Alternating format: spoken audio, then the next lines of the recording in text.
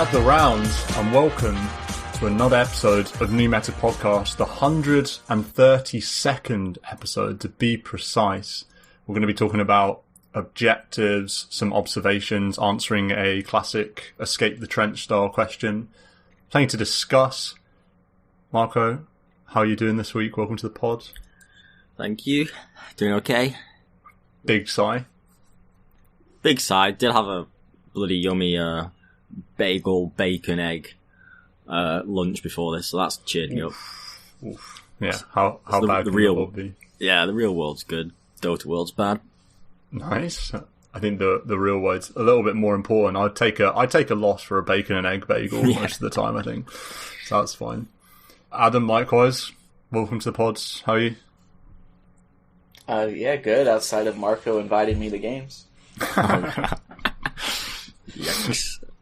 I'm looking at my match history, and everything's looking hunky-dory except for this 3-game stretch where Marco's like, let's try duo ranked. But the thing is, I stopped, and Marco kept going, and he just made it even longer. I got tainted by Adam. Cursed. We'll get there, I'm sure. Yeah. Let's maybe fly straight into games. I did go for a walk just before this podcast. So while Marco was biting into a delicious bacon and egg bagel, I was walking through the park and made me think the world's so weird. There was literally 4 drones flying above my head as I was walking through this park, with dogs like chasing them and kids like trying to like throw stones at them and like running around. I was like, the world is so bizarre. Like, these drones are just everywhere. It's so weird. I felt like I was living in some sort of dystopia. I could only see one of the drone pilots. So it was like some bizarre snapshot of the future with weird drones flying around with people chasing them and all sorts of stuff. It was a bizarre time. That's my observation of the week. That's a new feature. You feel like you're living in a dystopia? You're not already in a dystopia? Yeah, well, that's a true point as well, actually. Surveillance state? Yeah, maybe I'm just living in a delusion still, and then I'll assimilate to the rest of the world who are indeed recognise the delusion that confronts them. Speaking of delusion, Marco, you thought you could win some ranked games this week, and how's that been going for you? How have your games been? So, first part is that I broke the curse of the win-loss, no greater than 30 MMR deviation. So, but funnily enough, maybe this is what has then kind of double cursed me, because I broke the curse by losing 2 party games. So that's minus 40. And then I won a solo, so that's net minus 10. But in the grand scheme of the last 2 to 3 weeks, I was still net 0 MMR, because there was a time earlier where I'd lost a party but then won a solo. So I was technically less than 50% win rate, but 0 MMR change. So I kind of broke the curse, but I guess in a way that Gaben didn't like. I had less than 50% win rate, but I hadn't moved MMR, so then I think a second curse came onto me, which was play 7 games of ranked and lose every one of them in a row.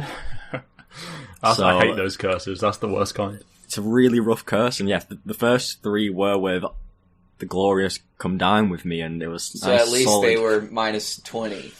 Yep, that's the one positive of the Friday, that we got at least minus 20 times 3. And then on the back of that, 4 solos in a row, another 4 losses, and then I just got a win. So net minus 6. Is it 150? 6? What? Minus 120. And then minus 60, but then plus 30. So not too bad. I think I'm minus...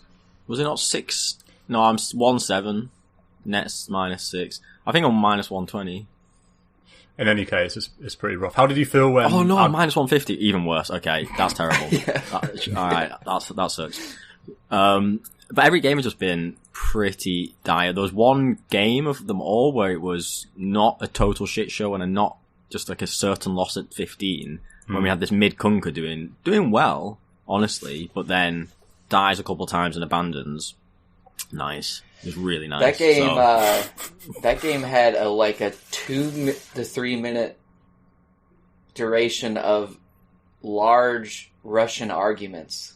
Yeah. And that was my moment where I was like, man, the world is so strange. I was like, I'm playing a computer game at noon, and I'm listening to these two Russians, like, scream at one another. And I didn't mute. I'm just like, what is happening? And, then that guy abandoned.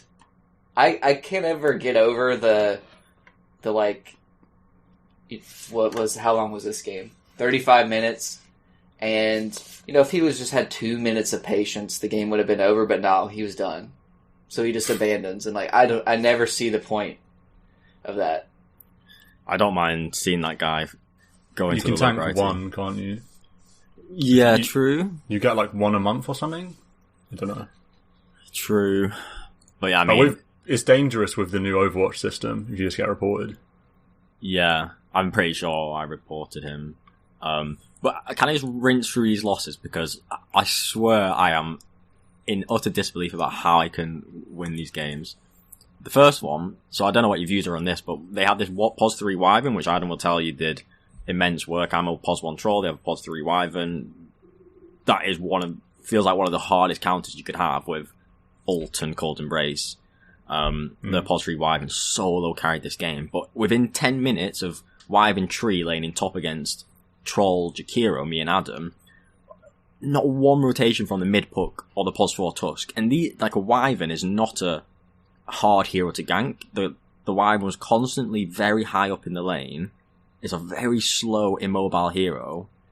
Always just present, kind of harassing and being aggressive. It's such a basic rotation from a Tusk. Snowball seems pretty good. It's the easiest kills ever. Oh my god, in 10 minutes it never once happened. So that just tells me how dog trash our 3 party members were, and this Tuscan, what's his name, Rexar Beastmaster, with 29 deaths doesn't help. So anyway, that was just hard. Maybe Matu, wins that lane, but I feel like it's so hard to win some of these lanes, such that you can then solo carry the game. I just need a little bit of input from rotations. Okay, the next game, it's so sad. It's so sad when you on. ult and then the target gets Cold Embrace. There's a lot of that happening. It's just that's it. It's over. Yeah, our Beastmaster and Tusk never once thought Wyvern was the priority kill. And I guess when it's a POS 3 Wyvern, you just think it's a POS 5, so it's low priority. Yeah. But when it's POS 3, it got no attention from any of our heroes, so that every fight Wyvern just completely won it with all her spells. And what's the interaction when you ult on Troll and the target you're hitting gets Cold Embrace? Do you keep hit? Oh wow, that's so bad. It just uses up your whole ult. Oof. Or you Winter's Curse somebody or Winter's Curse me. It's a hard lockdown as well. Yeah. So it's Wyvern had to be the focus, never was. Solo wins the game. Team was a bit trashy. Next game, mid Rubik, PogChamp against an Oracle Huskar team. You didn't pick mid Rubik. I didn't. Obviously, someone on our team picked picks mid Rubik. It's fucking ranked. Come on, first phase mid Rubik. It's ranked. Give us a break. And so the enemy team get a mid Huskar, and then someone else on the enemy team who's in a different party plays Oracle, and they have a POS 3 Lycan. So that was a quick one. Is this? Yeah, guess who wins that game? Not us. 23-minute. Guess who I was? Spirit Breaker. Guess who has no wave clear or does anything to anybody? And it's so frustrating. Man. This game, I was doing well. I was 6-0 with really good joint highest net worth farm. 12-minute Battle Fury.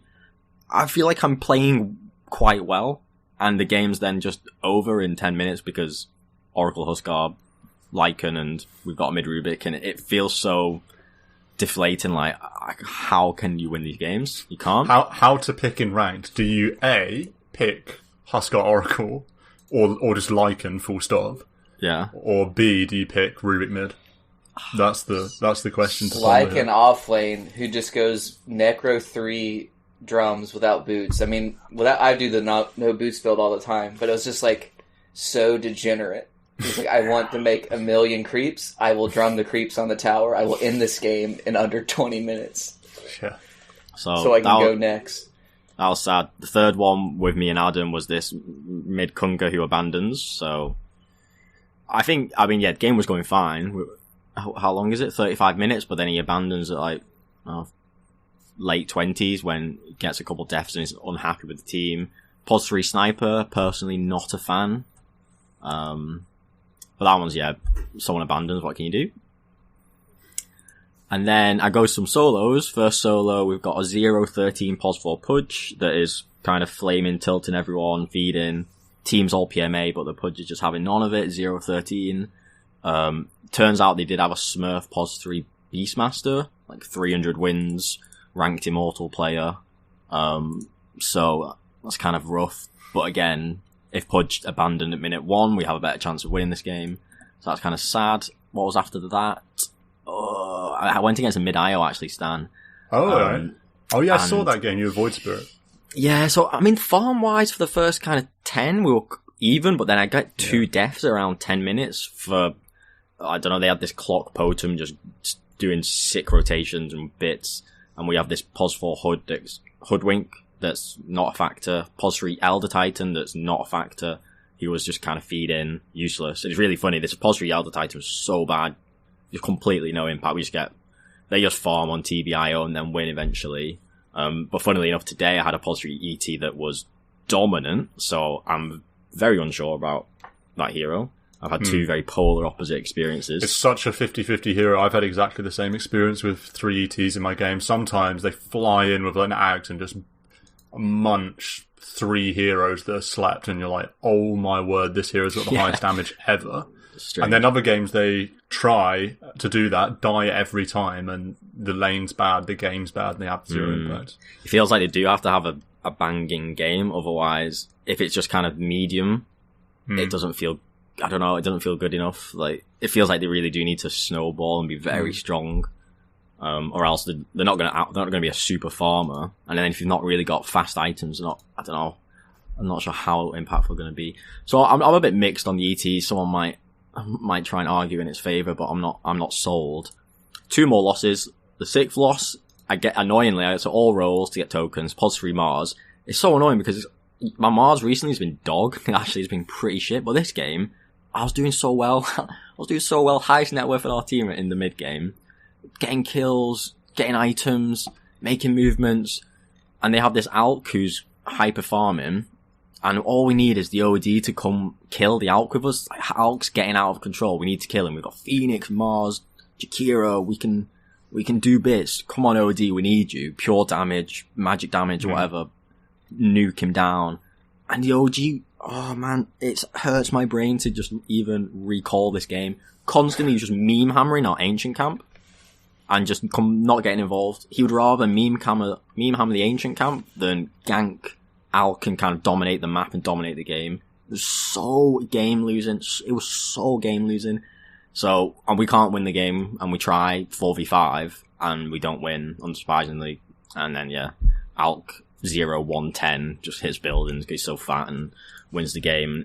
All our team was so PMA, it's insane, apart from this OD, and everyone was just like, OD, you just griefed us the game.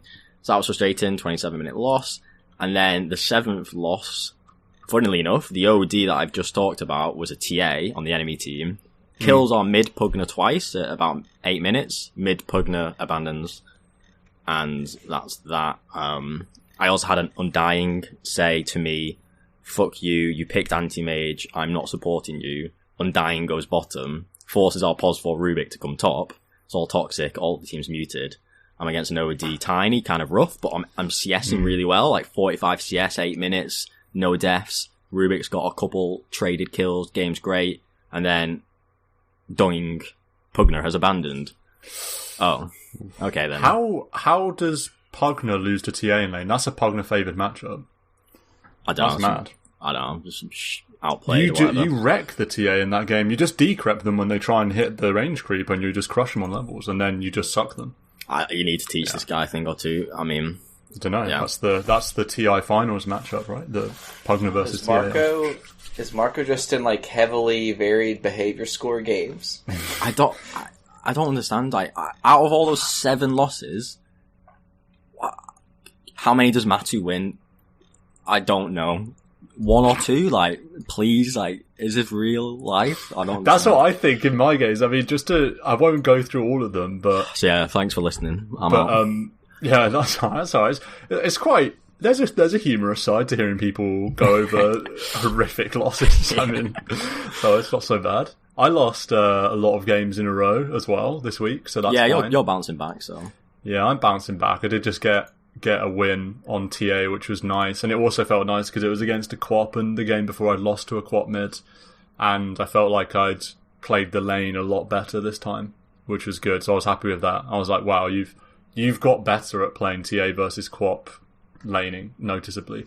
I do actually have an observation from that game, but before I get there, I'll just name check some of these others because I losing games on Puck after boasting about how good my win rate was a couple of episodes back. Now Puck's just a free loss hero, so that's always good. Won a game on CM. My CM's actually class now. Playing 5 is actually just a piece of piss compared to playing mid. Solo stress. It's just like, well, you just win. All you have to do, it feels like, or the vast majority of your role is getting your carry off to a good start, and I feel like I can do that. I'm not that bad at doing it. Where sometimes you play mid, and look, I'm not saying that every single time your carry gets off to a good start, you're going to win the game. Sometimes you're not. But when you play mid, sometimes I get the impression like what Marco was just describing, where it's like your side lanes get crushed, and you're just like, I don't know what I'm not sure what I'm supposed to do here. Of course, that's all just because I play way more mid than 5. So all it would take was for me to play a few games of 5 in a row, and I'd be like, right, back to mid. This 5's impossible.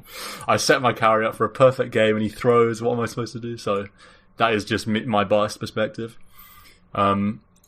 My TA game today, though, I'm not a fan of Daedalus on the hero because it's not a game-changing item, and I need to give some context to that because obviously, how can you say that Daedalus doesn't change the game? Of course it does. Crazy damage, blah, blah, blah.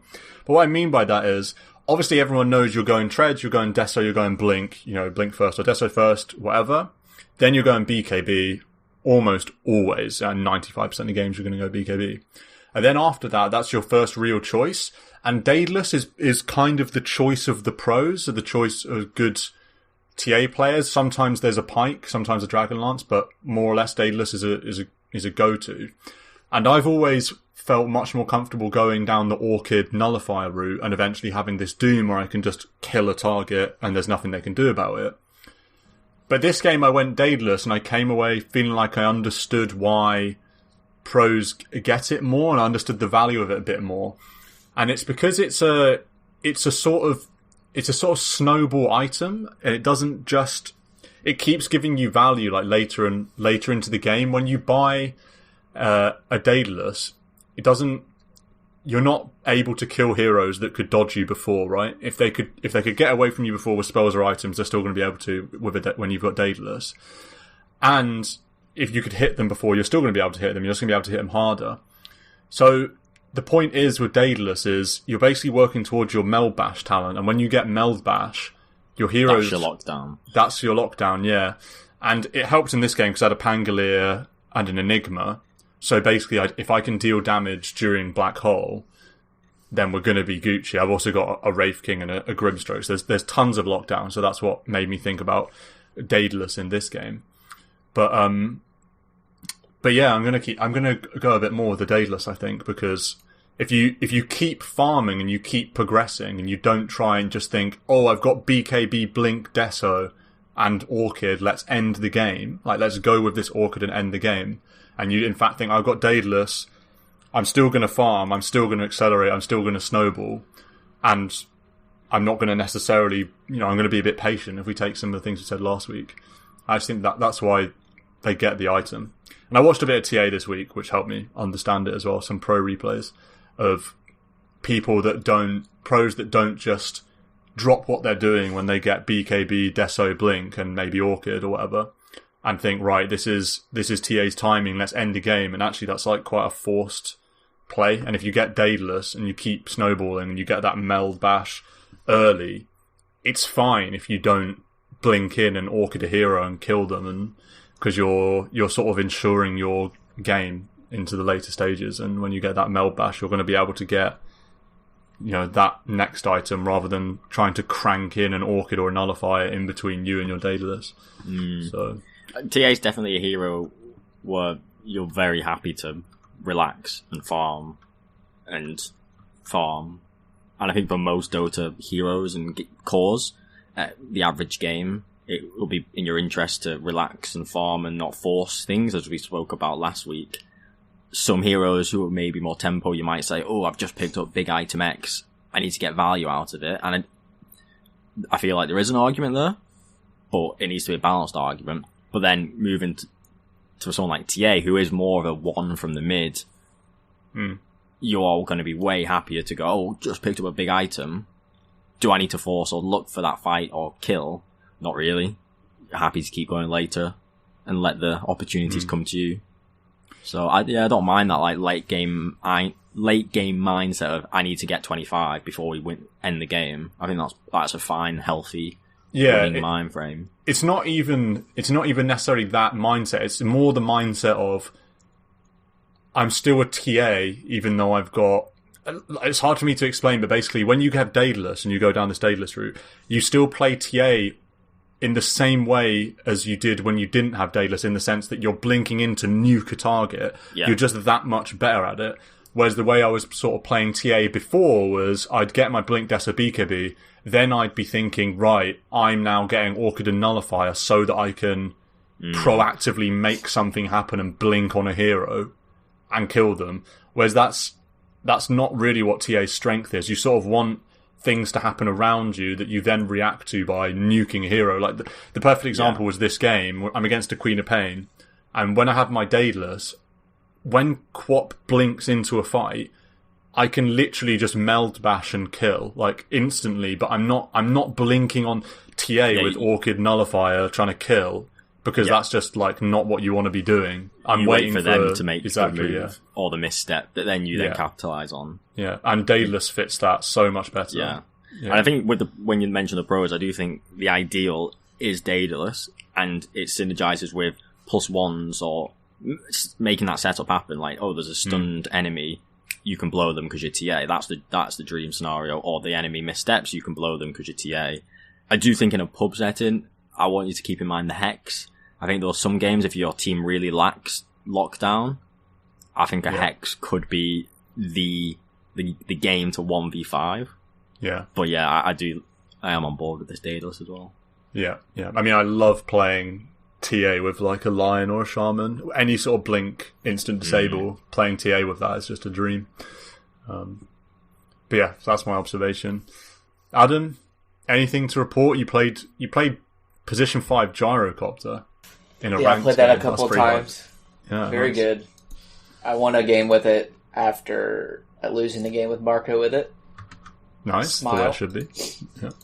It's very tough in that game with Marco because they had 3 BKBs plus OD Ags, so no rockets were ever going to hit anybody. I think that's part of what makes 5 Gyro so strong, is the rocket has really good chase potential. Really good at catching heroes that are like I wish I was Gyro against that Wyvern, because if she just queues over the trees, it's like it doesn't matter. You have no attack speed to kill this missile that's going to come for you. And then if somebody is cold embraced, you just drop a call down and a rocket barrage next to them. Yeah. And in the game you played with me, we had a POS 3 sniper, and it feels like the Gyro is a POS 5. Does exactly what the POS 3 sniper does. You've got this long range stun, and you've got magic damage, which arguably is bigger and better on the Gyro than the sniper. So, if you're thinking of a POS 3 sniper and you want to grief your teammates, maybe just play POS 5 Gyro and let the POS 3 be something else, like a Tide. Yeah, it seems like the two 5s this week that got pretty big are Enigma and Gyro. And I didn't want to grief anybody with an Enigma 5. But the Gyro seemed pretty fun. Yeah. There was you can just do a Meteor Hammer combo, too, with that rocket. It's, so strong. maybe another 5 for you to try, Adam, is the Tide. I know Gork Stack ran it, 5 up, played it, and thinks it's good. Gush people in lane. Lane, like, kind of lane dominate with the Gush. And then you've got Ravage for any fight that happens in the mid game, and that's super high impact. Yeah, I don't hate putting big team fight ultis on a 5. It's similar to the Enigma, though, that the 5's got a massive ace in the sleeve. Yeah. I beat a Enigma 5 when I played my ranked Spirit Breaker game. And it's just obnoxious that a 5 can go like Necro 3 Blink BKB by the end of the game. I mean, it's like so greedy, but luckily Spirit Breaker can nether strike the black hole. So yeah, Tide the counter to Enigma 5. You just go Tide 5, and then when they black hole, you Ravage. Yeah, Blink next to him and Ravage. Yeah. But I like the gyro. I watched Dubu play it. He's a like 11k support, so it's probably got some merit to it. 11k. Throw out the rocket, throw out some meteor hammers or glimmer capes, force staff, solar crest, just stuff like that. And I played a 5 oracle that was very cool. It's pretty easy when you see somebody pick Darkseer first phase. It's like, I am going to pick that Oracle. And it turned out he was a 4 Darkseer anyways, which is also something that has kind of gotten big, which seems kind of iffy. But Oracle Ags, do you guys know what that does? No. It's not the one pretty that... cool. It's not the one where... Isn't there some weird Purifying Flames goes to like a mega low cooldown? Am I making They got rid of that. They got rid of that. They got rid of that Ags. It might be a talent now. At 25, okay. I'm not sure. It, your Fate's Edict, the W, it no longer disarms your allies, and it no longer makes the enemy's magic immune. So basically, you get like the best of both worlds. So I had a Wraith King, and I just kept that on him the entire time, and he was just like magic immune, but could still hit. So that's a BKB on an ally. Yeah. Or a disarm without the magic immunity on an enemy. Wow. And this is 4.5 second duration, 7 second cooldown. So you've got nearly full uptime of a BKB, or you've got a full uptime uptime halberd. What? Yeah, or halberd, yeah. That's cool. Yeah, you just had to tell your team, hey, you can still nuke this guy that I am putting this on. Yeah. Because everyone's conditioned to not touch. Yeah, but it's like a strange one for sure, but very good. Yeah, I'm conditioned. I treat Fate's Edict almost the same as False Promise. I see someone, if an enemy has Edict on them, I know if I sit and think and take a moment, I'm like, they're magic immune, but I can still right-click them. But I'm almost like, they've got the Oracle thing on them, so I know they can't die, so I'll just leave them. That's like the extent of my knowledge of playing with Oracle. So I'd definitely be happy to see this Ags. We can just hit them no matter what. It's only our allies that are being buffed and only the enemies that are being debuffed, so it's all good. Yeah. It's so good. You just like perma magic resistance a carry, or they had a Wind Ranger. Nothing feels better than just disarming a Wind Ranger. Oof. Oh, yeah. Well, one thing feels better, and that's popping Blade Mail on like a centaur when you get in focus fired. But, yeah. Yeah. Yeah. And then the only other thing of note is I built a Helm of the Dominator 2 this week. Oh, God, that was a trying game. And that item's bad. It feels bad. 6K. Yeah, for 30, it's 3,600 gold more over a helm, and for that you get like, what was it, 20 stats? Something like that. You get it's 20 plus 20 all attributes, but I don't even think the dominated creep gets much better. They don't give that great auras or anything. I know there's the Granite one with about 10% HP or something, but the others, like the Thunderbird or whatever it is, giving a bit of attack speed aura, I think, they're not big buffs. Are they fast? Yeah, they give you, so you can take Ancients, and Marco's right, the only one that's worthwhile is the Granite Golem, which is 15% max HP to everybody in the aura, which is like really good.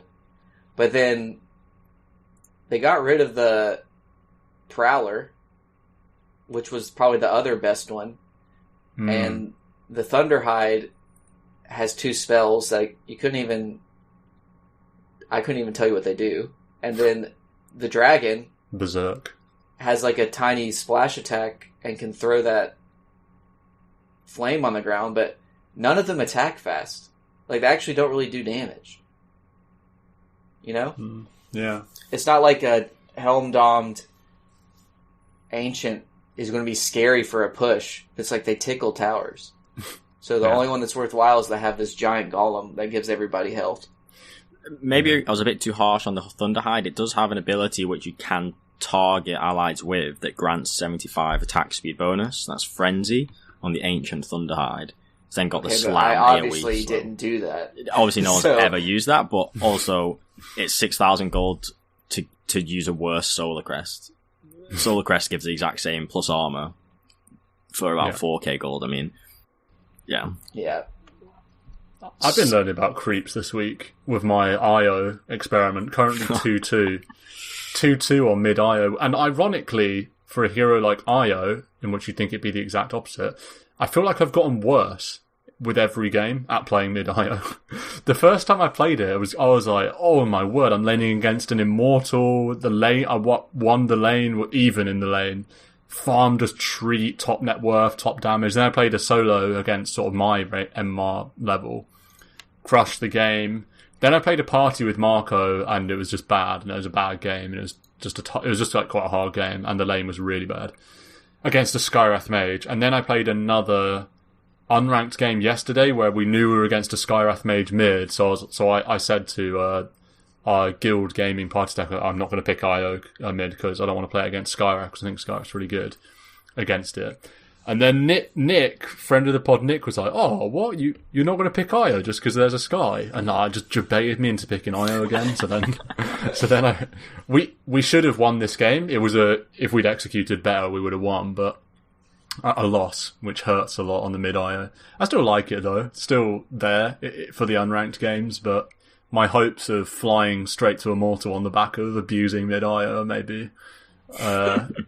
maybe not quite as real as I'd hoped. But yeah, some of the creeps, it's interesting what the creeps do. The yellow potato creep giving magic resist aura is a good one. And obviously the cobalt that gives you 10%, I think, move speed bonuses, you're just absolutely rapid. They're my favourites. I also like the centaur for the stomp, and because it's fast, it's a really fast creep, that centaur. So yeah, I've been having my Helm Dom education on the different creeps and what they do a bit, so that's quite nice. There's also the Harpy that does a bit of damage on a really low cooldown, which is quite nice. Yeah. No Helm Dom 2 for me though. Haven't quite got there yet though. Yeah. Yeah, I don't think that's worthwhile.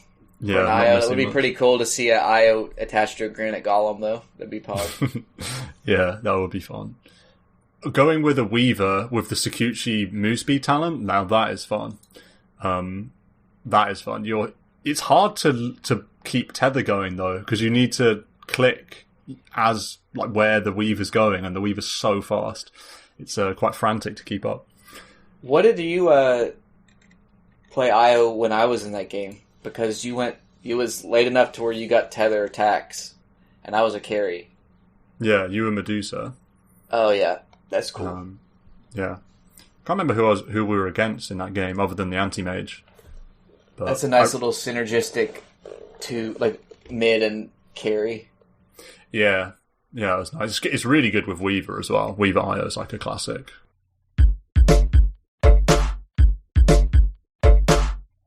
Let's answer this question from the Discord, though. A classic Escape the Trench style question, one that we haven't really discussed for a while. And I feel like a lot of people ponder this thought, because it's a classic Dota thought, so I'll just read it out for everyone. It's from MCFC 2907. Welcome to the Discord, by the way. So, he wants to know how to get out of the Crusader Archon bracket, the best roles to help with a team who don't smoke, don't use map awareness most of the time, don't use their abilities right either. And then there's an example about a game, but let's first focus on that first question. How to get out of the Crusader Archon bracket and the best roles, and I suppose heroes as well, to do that. Marco, what are you thinking first? Pause 3 Underlord. Yeah, I mean, that's too easy though. We need to the cop-out answer, yeah. Yeah, that's a cop-out. So, we're open to any position. Did MCFC specify a position? So we're open to any position. He says he enjoys playing 3 mainly, but so we could answer specifically for him wanting to play 3, or we could also ponder in a vacuum. What would be your advice? I don't know. Whichever way you want to answer, I think. To touch on the point about team doesn't use smokes, team isn't map aware, I think you can tie those issues back to the patience conversation we had last week. And if you're playing with teammates and suppose you're better than them, and so you're like, because if you're going to climb, that suggests you're better than that average MMR in the game you're playing, so you should be able to be above the average. I think you've got to just appreciate the team and the game you're in, and if people aren't being map aware, and you've got to give a bit of patience to that. So say you want to go and take a team fight or an objective, or there's a timing, or there's a rush, or anything, and your team's not map aware of what's going on, then that's going to be a hindrance. But you've got to take it. Or if they're not using smokes, get it yourself. If they're not map aware and therefore in the wrong place at the wrong time, you've got to just be patient and try and tell them what you want to do, or draw on the map, or ping on where you need to go. Make that suggestion of what you should be doing, or where you should be playing, or what objective you should be going for, and you really have to be patient with them. And if they then just don't cooperate, I think just go back to farming. I think with average level games, I think you really can just farm your way to victory. Not in a detrimental sense that you're ignoring your team or ignoring fights, etc. But if your team's not cooperating or being map aware and not playing the way that you think they should, you being this person who's better than the average, I don't see any harm in taking that greedy mindset of, okay, I've got to take the game late and really take it on my own shoulders, and I can't really rely on my team doing the right movements or the right map awareness. That's that's what comes to my mind in terms of that specific point. How would you do that on a 3 then, or how would you approach that with a 3? Because obviously that style of farming would seem like a POS 1 kind of route to take. So if you're playing the 3, how's it? Is it different? I think with the 3, you do have to try and get people to play with you and play on your page. But again, a bit of patience. So rather than, say you want to tap a tier 2, and you should tap a tier 2 because you're the POS 3 who's strong and capable, and that's the right play to make. Try and get your team to be on the same page. Don't give them 30 seconds or something to do that. Don't commit to it because you think it's the right go when your team's not with you because they're not map aware and not on your level. Try your best to communicate and ping, and maybe don't type, but ping or map draw where you should be playing. Don't overcommit yourself when your team's not with you because they're not on your level or your page. I know it's hard to put myself in this person's shoes, but if I think about playing with a game where I'm above the average and I want to do something and it's not happening, it's detrimental for me to still do that play because the rest of my team's not with me and they're not on the same page. And so I really, despite having an idea of what we should be doing, because you're better than the average, you still need to be mindful of your team and give some respect to them and say, okay, I'll wait for them, or I'll try and cooperate and try and play with them. So if you're the POS 3, I think that's what you're going to have to do. Try your best to rally the team onto your back and into the right place. And if they don't do that, then yeah, it's a bit awkward. And some games you might have a completely unresponsive team, but yeah, my main point is that the worst thing you can do is to kind of throw your own strength and advantage because you're making plays that you think are right, but your team doesn't cooperate with, and it then ends in being a bad play. because that's all on you. If you're making a bad play, yes, maybe if your team was there, it's a good play, but that's not the world you live in. So you've made a bad play, and that's on you. So don't do it. Yeah. That's the patience point I'm getting at. Right. And I think generally for these average games, at least in the cores, 1, 2, 3, maybe even the 4, honestly, like the greed and the farm idea and the not force it and just go later idea is going to be really rewarding because, yeah. Fair enough. Adam, do you have anything you want to add to that? Escaping the trench? Doesn't have to necessarily be from a core perspective. Could be just in general. How would you approach getting out of that sort of bracket? I think if you think your team isn't in the right place on the map, it's still more worthwhile to play with them for the most part, unless you're like a position 1 splitting the other lane and forcing rotations over there. I think if you think they're in the wrong spot, it's up to you to make where they are the right spot by you doing something. Right. Or if the other thing is just move around the map more. Yeah. I played a game as a mid-axe in a lower stack and just went all over the map, even before a blink.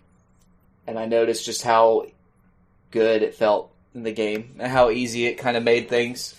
Where it's like, oh, I just killed somebody bottom now. I'm TPing to top. And they won't think I'm playing this fast. And oh, here I go get a kill on this lane. And just kind of move everywhere. Yeah, Instead of every now and again I get a game where it's like things click and the game is like all tension and release. And after getting a kill, it's so natural to be like, time to take a deep breath. We just had this tension moment and it's release. It's like, no, you need to just keep the tension and go somewhere else and kill, and never let up. Can I add a final? I feel like it's something I've fallen foul to recently, and I think it's a common issue when anyone says, "How do I get out of X bracket or move up from X position?" I think often I've been doing this. I think too much in the last couple of weeks. You're too reliant, or not reliant, but thinking too much about your team's downfalls and what your team's not doing right or what your team's not doing the best. When really, at the end of the day, we all know it's up to you to be better, and you can't place the blame on your team. And you should spend more time thinking about how can I solo carry this game. Matu would solo carry this game, so what do I need to do that? And yeah, your team might be doing crappy, shitty stuff, but a really good player would be able to win in the position you're in, and it's about you figuring out how you can be that better player. And that's applicable to any MMR. Yeah. How can you be that 500 MMR better player that is capable of finding an advantage or getting a kill here or making space or winning the game? And yeah. So, and it's not about buying into some falsehood of every game is every loss is exclusively your fault. It's more just what you're saying is more obviously you need to focus on the things you have control over, which is your own play. You don't focus on what enemies are doing. I mean, I know at the start of the pod we just rattled off all of our losses and cried about enemies, but put the blame on our allies and not us. Yeah, so I don't think that we're immune from this. This is for everyone. But yeah, I totally agree. What Adam was saying about using the maps, I think important. Space is a resource, right? People always talk about creating space in Dota so that people can take it. And there's tons of it, especially in, the lower you go, the more space there'll be for you to do the things you want. And if you get to the highest level games, space is really, really tight. So, in Archon, Crusader, and in my games too, in Divine games for sure, tons of space for you to take. So moving around the map's great. And then what Marco said, the way I'd summarize it, the point about farming, it's about not sort of gimping your own game, trying to make a play, even when you quote unquote should be able to make a play. You always want to be on top of the game the whole time. It's similar to what I was talking about with TA. don't, like, it's a bad idea to chase kills that are speculative or make any kind of speculative plays, especially in lower games where your team might not be on the same page, execution might be poor, all of these things that could go wrong. It's much better to do what works, and what works is you hitting creeps. There's no risk to that. So you want to be constantly like on top of net worths, especially when you're playing core, and take opportunities when they come to you. Don't be too worried about smoking and trying to make stuff happen. Like, enemies will hand you opportunities to win. We talked about it a lot, about how you feel like when you play against people that are better than you, they don't really do that much. They sort of play reactive, and it feels like there was no crazy plays they made that won them the game. And so, for every smoke gank that wins a game in Crusader, there'll be at least 9 you threw into a Wraith King that's been farming for 20 minutes, and then the Wraith King got a kill and went Roche, and that's it. It's that simple. And then to go into specifics, that's why I think heroes like Wraith King, the AFK farm, and are very simple to play, are excellent. And, by the way, that keeps... Wraith King's going to be great for you all the way up into Immortal. In my games, I'd much rather see a Wraith King than some tighter execution, tighter win condition kind of carry hero. Underlord, again, very tanky, farms very fast. That's why he's a good 3 to play, in my opinion. So there you go. That's sort of like, that would be my... I have a final games anecdote, but it also ties to this improvement point as well. So the non-improvement point, it always just makes me laugh, but it's winds me up at the same time. When you're playing a party game, and I think it was just me and you, Stan, and then we had sort of 3 other allies. Was it unranked? I can't remember. But I was PA. I think you were IO, so I guess it was unranked. Yeah. And so the game, we've got Immortal Divines and we've got Ancients as well. And the enemy team's got about, 2 Immortals, 2 Divines, say. We've got me, couple Divines, and then we've got a couple Ancient 1 players. And it just honestly blows my mind when at the end of the game, and also just kind of all the way through the game, our lowest ranked player, the POS 3 Legion Commander, is just standing on his soapbox all game, telling the team of people who are all categorically, substantially more competent at the game, everyone's more than a badge higher, and he's on his soapbox all game talking about how his team is not playing correct and his team is the reason that the game's not going well. It's all our fault that we haven't done X, Y, Z. And it just, honestly, just blows my brain how, I don't understand, so how can someone just be that confident or just basically self-delusional? Honestly, just blows my mind how people can think and talk like that when they just got no leg to stand on. Anyway, in terms of the improvement point, his mate, they were a 2-stack, was this low ancient POS 5. And if you're a keen Discord user, you would have seen my snips of the mini map. And honestly, thinking about our map awareness, and as MCFC has mentioned map awareness, holy moly, if you're a POS 5 and this is applicable at any MMR all the way up to the highest levels, map awareness is so important because POS 5 is all about being in the right place at the right time. Holy moly, how unaware could this guy have been?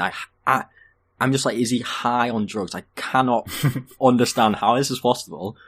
So if you've seen the Discord, you might know the story. There's 3 of us in our dire ancient triangle. IO, PA, POS 5 Hoodwink.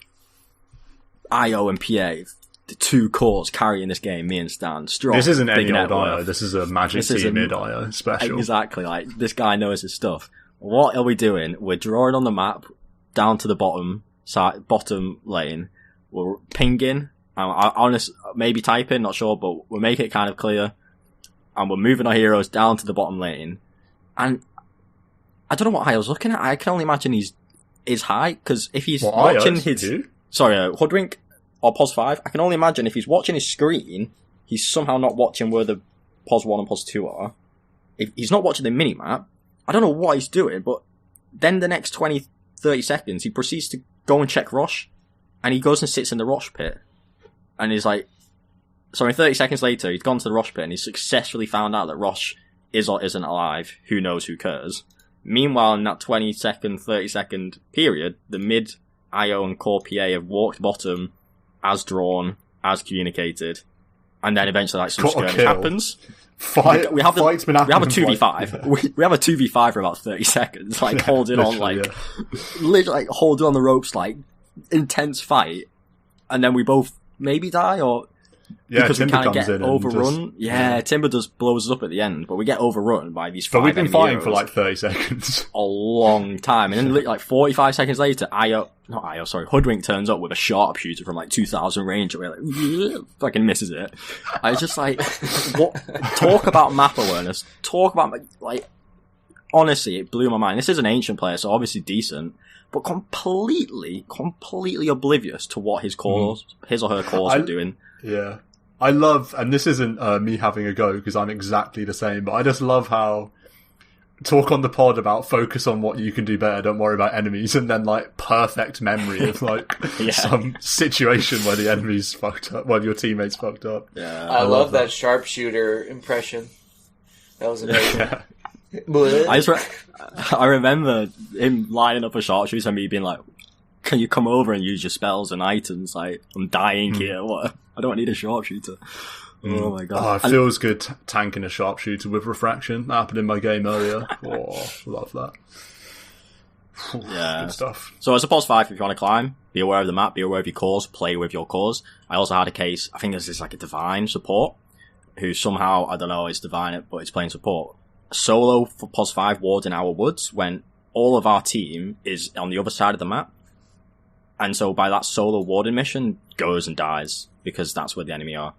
It is a mistake that supports often make in the mid-game onwards. Warding alone is never productive. You might go, oh, theoretically, wow, this is the best ward for XYZ reason, but by warding alone, even if it's hypothetically, wow, so great and smart, your team's not going to get value out of it because they're not near you. Like, the context is they're not near you and you're doing a solo mission. There's then this high likelihood that you're going to be caught out and alone and die, and so that's not helpful. And they probably see you ward or something. Yeah. That's not helpful. Like, in the mid-game onwards, you really got to play with your team. And I know you could kind of think a step ahead and ward where your team's, say, going to move into. That's fine. But I'm talking about your whole team's gone bottom and you've gone top to ward a woods and then just die because the enemy team's there and your own team isn't there. When you say solo warding, you mean like solo aggressive warding, right? Not even aggressive. This game he was warding our own jungle, but the rest of his team, 4 of us, were in the enemy jungle, and basically the enemy were in our jungle, like this kind of mirrored map movement. Right. As often happens in the mid-game onwards, when you kind of, the 2 teams mirror each other's movements. So he goes into our own woods to ward and dies, because that's where the enemy team are kind of near. And we're nowhere near him. We're all on the other side of the map, and now we don't have a pos 5 who's critical with spells and items. You fed a death, you fed all XP. Like, it happens, honestly, I think it happens so much, and it comes back to map awareness in my eyes, because you're not looking at the mini-map and going, where's my team, where's the enemy team? If you had done that analysis, you would go, my team's nowhere near me, so I'm useless, and the enemy team's likely near where I am, so I'm dead.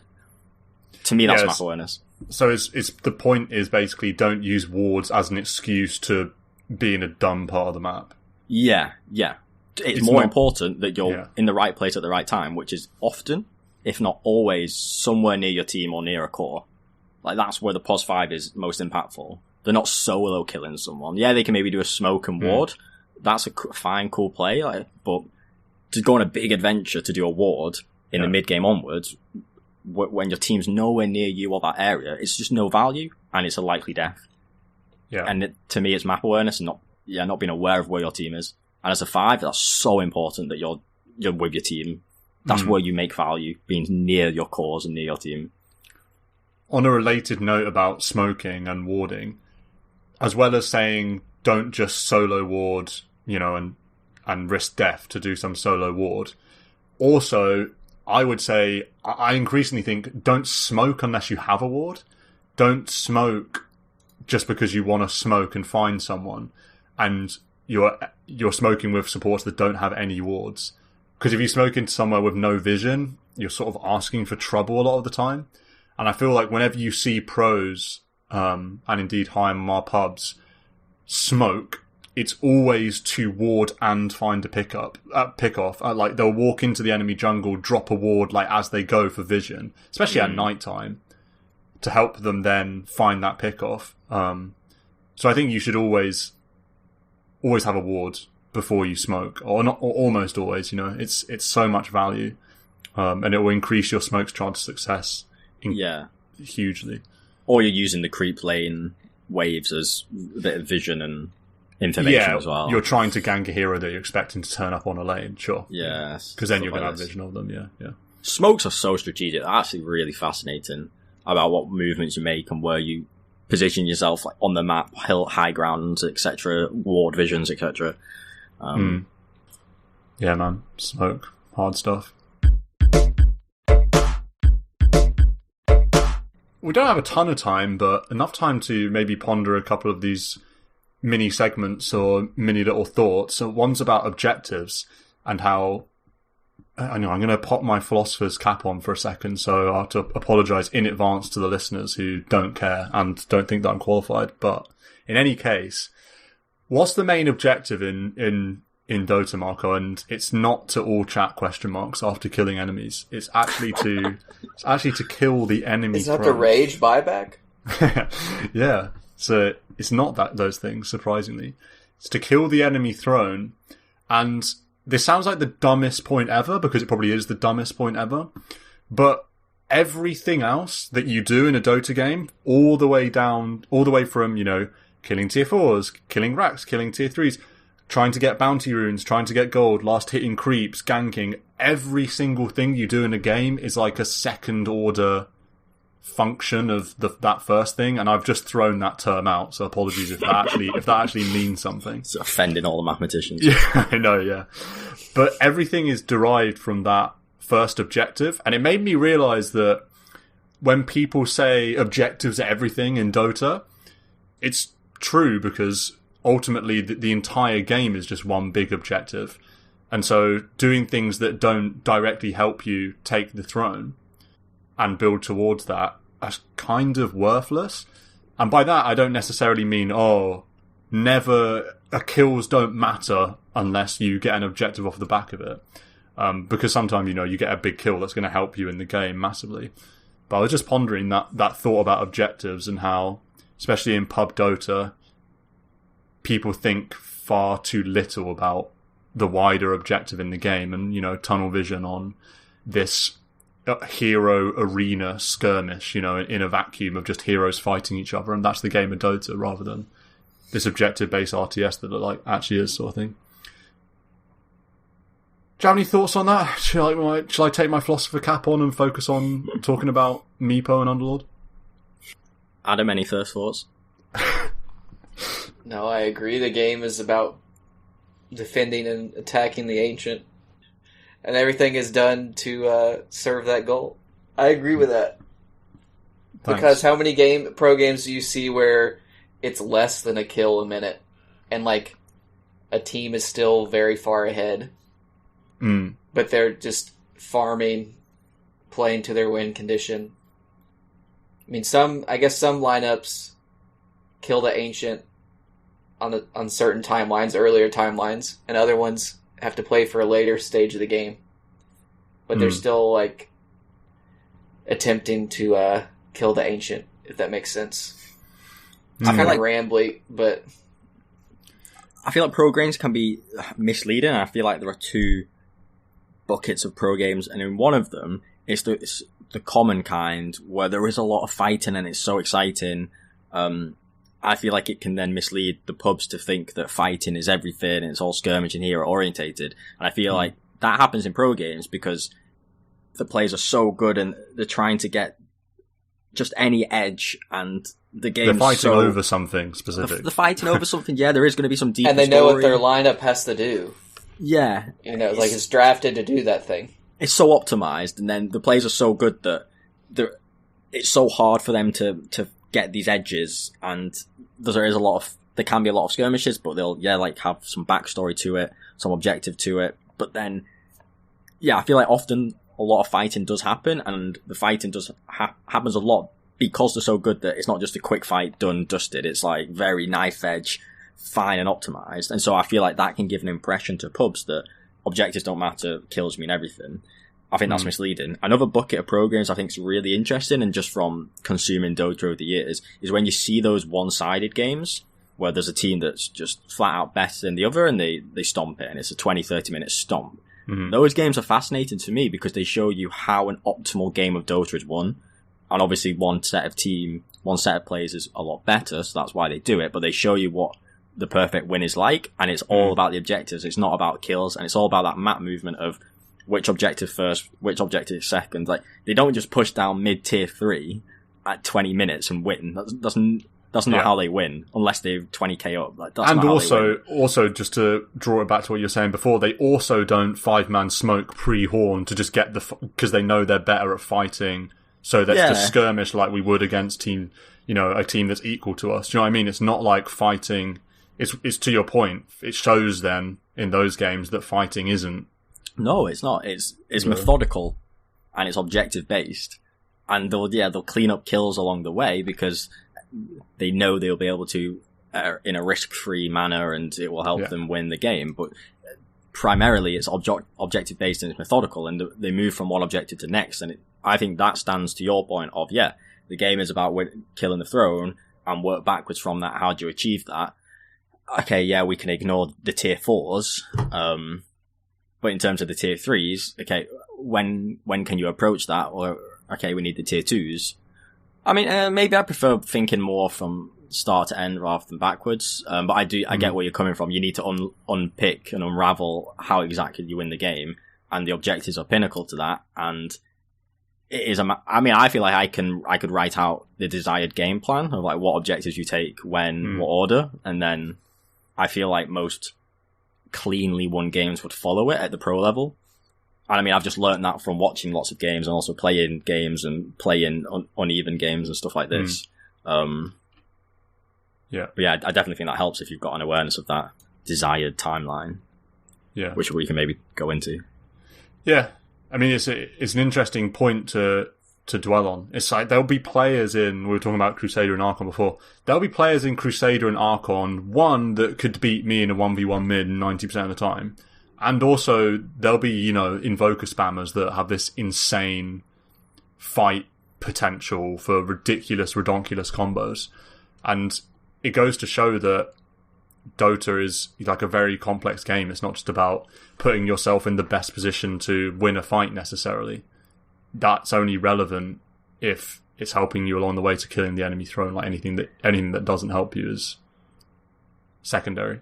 Yeah, I think a point that you're touching on, or an idea I've got, is that if you're playing the game and you want to be better, I think you do need to have more kind of conscious or even unconscious awareness of the objective side of the game, as opposed to just 5v5 heroes. And so what I mean by that is if you're playing a game and it's 10 minutes in or 15, 20 minutes in, I feel like the better players have a better appreciation for the objectives. And by that we mean the towers or the bounties or the outposts or the Roshans. And if you give more appreciation to these objectives, I think your game will be improved. Because rather than just think, I need to go and run after heroes and slay heroes and therefore we win.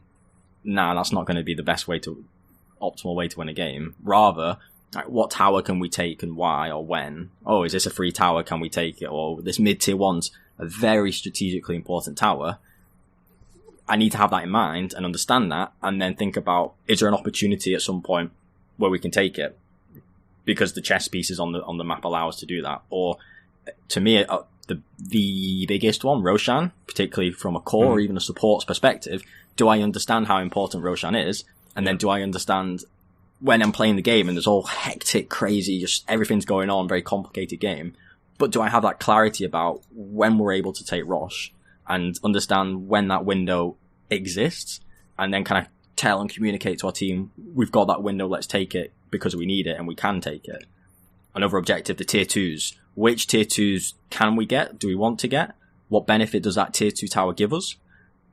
I think Exactly, we have this fascination about the mid lane tier 2 and think it's a useful tower to kill. Yeah, it's a useful tower to kill, but at immense cost. It's not easy, it's so hard. Are there other tier 2s that are easier to kill, better to kill? What do you call it? Your off lane, or the enemy's safe lane tier 2. So if I'm Dire, or if I'm playing Dire, the Radiant safe lane tier 2 should be your first tier 2 to get. Why is that? Because it's the easiest to get. You can approach it from multiple sides. It's very hard to defend from the Radiant's perspective. So just flat out, objectively, it's the easiest tier 2 to take. And it's a great one to take. Why? Gold opens the map up. It stops the enemy having a TP spot. It opens you up to get in their outpost. It helps you take over their woods a bit more. These are all objectives to the wider game that are going to help you win.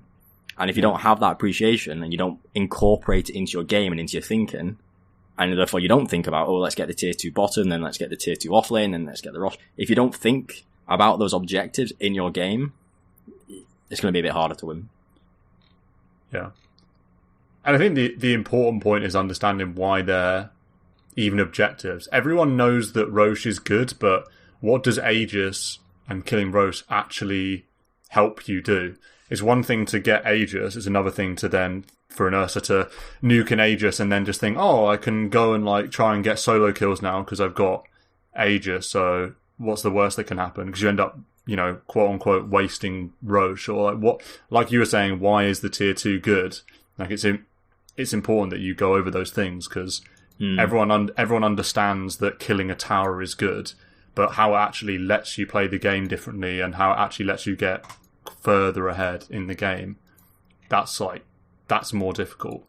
And Dota's in a weird spot where players now, because of the wealth of resources and because of how old the game is, I'm the perfect example. I started playing in 2017. I watched my first Dota tournament. Now I watch pros play or whatever. I know nothing about Dota, but I'm being told straight away, objectives are really important. So I know how important towers are, but I don't know why. Do you know what I mean? So it's this weird, weird. Yeah, there's too much information. Honestly, I feel. Yeah, I feel like people have forgotten, and I don't even know if I ever even knew. But I've forgotten why objectives are actually good. Do you know what I mean? It's something that was learned years and years and years ago, and sort of the path to discovery of that has maybe been lost with all this information overload, like you're saying. It's quite interesting. I think it comes back to the new meta hierarchy of needs, that some aspects of the game are more important / impactful than others, and I feel like this information overload means all these really fine, nuanced, precise details near the top of the pyramid get shoved down the throats of everyone, even if you're just kind of an average player. And actually, there are more fundamental aspects, mechanics, or then objectives or map awareness that then are not lost, but not thought about enough or focused on enough because of all this other just excessive information. And so I think the objectives and all this discussion, it's not the base of the pyramid of the new meta hierarchy. I think mechanics are, personally. But then I do think it is the second one up or the third one up, to understand what objectives you need and why, and how that's going to then get you to the win in the most seamless, optimal path possible. I think if I ever watch kind of crazy lower ranked games or mates playing lower ranked games, it seems like carnage, honestly. It's just like bloodbath, mid lane bloodbath. They are just carnage, I feel like, these games, and there is no appreciation of let's just farm and get an objective and get stronger and win. There is just too much bloodthirst. So I do feel like, more appreciation for the farm and for the objective game. Chillax a bit. Although that is fun. It is fun. Bloodbath is fun. The bloodbath is fun. They're the games we remember. That's the bit. It's more fun manta dodging something. Manta dodging, I don't know, some magic Laguna Blade, yeah. It's more fun to manta dodge Laguna Blade than it is to kill a tier 2 tower, I'm afraid, Marco. Yeah. So that's what makes you a good player then, right? Yeah, but then, it is funny, because there is the different positions as well. True. But even, yeah. So, I mean, as a POS 4-5, even a 3, it's not like you can massively influence how your POS 1 or 2 plays, and if they're just gung-ho after fights, it feels like you've got to follow suit. Yeah, the weird thing, I wouldn't even necessarily characterise lower games as a bloodbath. I'd say they're a bloodbath suddenly and for no good reason, and then at other times they're a farm fest suddenly and for no good reason. It's like, and I'd say that from my games as well. Teams will be in bloodbath mode for a while, and then, you know, people will farm and it'll calm down. And then it will be like farm mode for a while, and then there'll be a crazy big 5-man team fight that just happens for no real reason, just because a hero steps out in the mid lane a little bit, and then there's a 5-man fight for no reason that lasts for like 2 minutes. And then some heroes are dead, some aren't, so people are back on the map, and then you get to another weird stalemate where for 5 minutes there are no deaths and people are just looking at each other mid and stuff like that. So it's a circus, I'd say that, and Dota 2 is a circus. Yeah, it is a circus. And clowns everywhere. I'll rectify that with my mid-IO. It's fine. We're all clowns. Yeah, right now, Marco's wearing the clown mask. I'm a fucking clown right now. Yeah. Adam, would you recommend, or how much would you recommend a support climb as someone who's done it themselves, you know, for this escape in the trench question? Oh, I'm just of the opinion that you can do it on any position. I don't know if I would support it. Right. I mean, of course you can do it at any position, I would say, but... Yeah, I mean, if you like those heroes, I say go for it. You don't have to hard farm your way out of, or mechanically mid your way out of the trench. Yeah. You can do it on anything. It's just solid play. Yeah, I think it's a funny one, because I do feel like at core, you will climb faster. Suppose you're a 2k player in a 1k pub, you will have a higher win rate than if you were playing position 5. If you were playing that 1-2. It depends. If you're sizably, I'm talking about a sizable smurf. Say you're a 3k player in a 1k pub. Your win rate as a POS 1 in that game will be higher than a POS 5. That's true, and I think that is hard to disagree with. But then I think the issue is people understand that when there's an extreme smurf, put him on a core 90% win rate, they then think that can be transposed to their own individual climb, and that's not the case, because again, any given person's individual climb, it's like you're 200 MMR above where you are at the moment, so you're 200 MMR above the average, not 2000 MMR above the average. Is POS 1 going to give you the better win rate than a POS 5? Absolutely not necessarily so. And I think if you're wanting to climb and you think you're good enough to improve and to climb, then 5 is absolutely doable, and it's just you've got to play enough games, 60% win rate, and you will climb if you're good enough to do so. And like Adam says, any position can do that. I just think there's this strange misunderstanding about the impact of cores doing it because of extreme smurfs. Yeah, it's like boosters will play core. Yeah. But if you're just looking to climb to your own personal new MMR peak, then there's absolutely no reason to suggest that you're better off doing that on POS 1 or 2. Unless you're a booster, and all of a sudden you're actually 2000 MMR better than your current MMR because you've had an epiphany dream or something like that, and now you're all of a sudden a booster. Yeah, go play core, but obviously that's not how it works. Yeah, you had a dream and Gaben came to you and realised that you were trying to right-click creeps like 0.5 seconds too early than that when they actually are about to give you gold, and then maybe... I wonder what singular setting change you could make that would increase your MMR the most, like... Just plug it in keyboard change? Count. Yeah, like, your keyboard wasn't actually plugged in every game you've played. Now you're all of a sudden 1000 MMR better. That could be true. Ultra-wide screen monitor. Yeah. That's actually such a pay to win. Imagine if someone had like in films and you've got a wall of monitors. Could you play Dota and see the entire... I mean, it's unproductive because you just can look at the mini-map, but... Should have a third monitor that's just a blown-up mini-map. Like one of those vertical monitors, and then it's just your mini-map blown up. That would be pretty cool. No excuse for lack of map awareness. Yeah. Well, there you go. Any final thoughts? Anything to throw out there before we wrap up for another week? Honestly, in terms of the new meta hierarchy of needs, it's like a pipe dream of mine to make a book that accumulates our like decades plus cumulative experience of decent players with wealth of experience. Like, here's a book of how to play. Here's the book. Here's the need. Here's the hierarchy of needs, and to just kind of like chapter by chapter talk about all these different aspects. Honestly, it's kind of like a pipe dream that I dream about at night. Will never happen, but I think it'll be so interesting to deep dive into. Yeah, because I do genuinely think there's a hierarchy of needs, and self-actualization at the top. Transcendency. Yeah. Well, MMR self-actualization. All I have to add is I wish Marco luck in the next week. Hopefully he'll just rip off a stand, lose 7, then win 7.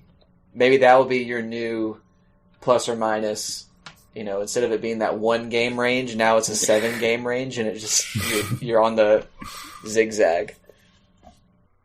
Yeah, you need to avoid doing you need to do like a half Stan, a half Magic T where you lose 7 games and win 70 games. You just need to avoid doing the full Magic T where you lose like 14 in a row. But it seems like you've done that with the win, so... Yes, we've got 1 win. I've been thinking that maybe I just do POS 1 only now, because I've been doing loads of POS 2 and I feel like I've become a bit stale, and I feel like I need to mix it up a bit perhaps, and I'm now thinking maybe I'll go for the POS 1 climb. Because when I do POS 1, POS 2, I get mid 90%, 95% of the time, so I might change it up. You only got carry once, right? Honestly, and that was the time when you wanted mid really bad. Yeah. Yeah. It's so powerful. Like, you say you go into these games, you're like, well, this is the one I'm going to lose. And then you just queue up a game, and like, well, this is the one I'm going to win. Like, that's such a powerful definitely thought to be having. Just imagine going into every game and you're like, I'm going to win this game. Yeah. Totally. That's why I think, especially for me, maybe because I'm just like weak mentally or something, but when I'm on a loss streak, I genuinely look at pick screen. I hover over, take Puck and Void Spirit, because that's the current example. I hover over Puck and Void Spirit, and I genuinely think now, I don't know if I can do enough on these heroes. It just feels like it's bad. And that's just like negative thoughts. Whereas before, when I was winning games on Puck, I was like, oh my god, Puck's not banned. Auto, like first phase lock, not even worried. Game's easy. You need to back yourself, don't you? Yeah, you need to back yourself, yeah. Speaking of backing yourself, mid-IO. No, I was going to say mid-IO, but yeah. That'll be intense when that comes to ranked. Yeah. So that's a Twitch stream. Well, they played it in I was watching a DPC earlier, China DPC, and they played a mid-IO, so I might check out that replay. But anyway. Yeah. So episode 132. We've got over 115,000 unique downloads, by the way. Remarkable. I don't know if we shouted out the 100,000 mark. I think we did. But yeah, I looked yesterday at some of the stats on Libsyn, which is the platform that we use. And it's annoying you can't see the parts of the world anymore. That's behind a paywall now, which is really sad. But there you are. So I can't say in some application 115,000 unique downloads across 2,000 countries or whatever. Now it's hard to say. I've made a note of that at one point because you're right, it did used to say how many countries we'd touched. So when I've made a note of this, and we spanned 89 countries, and this was about 12 months ago. Oh wow. Or maybe like 9 months ago, 89 countries. So it's greater than. Yeah, it could be 100. It has to be over 90. Oh yeah. Surely we got one more. Yeah. How many countries are there? Like 115 or something? Or Stan, It's like you know this weird stuff. 230 or something. Controversial question, isn't it? I mean, I don't know how many countries are Oh, yeah. recognised by the UN. I don't know. 195 is the Google instant answer. Is it? Okay. July 2011 said this was 195. So anyway, we got over half the countries ticked off. It's pretty good. Easy. Yeah, easy. Well, tell your friends that live in strange corners of the world, and we'll make it to 100 easy. And until then, have a final whistle. We'll see you again next week.